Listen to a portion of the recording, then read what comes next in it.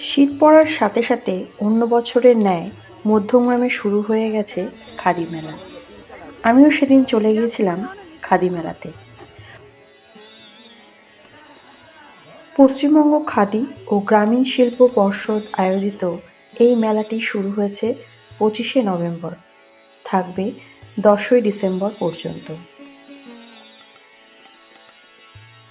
এই মেলাটি অন্য মেলার থেকে একটু আলাদা দেখলাম। এখানে হাতে তৈরির জিনিস বেশি পাওয়া যাচ্ছে। বেতের তৈরি জিনিস, মাটির পুতুল, দারুণ দারুণ ল্যাম্পশেড, হ্যান্ডমেড জুয়েলারি, হ্যান্ডপ্রিন্ট শাড়ি, কাঠের ওয়াল হ্যাঙ্গিং, আরও কত কী।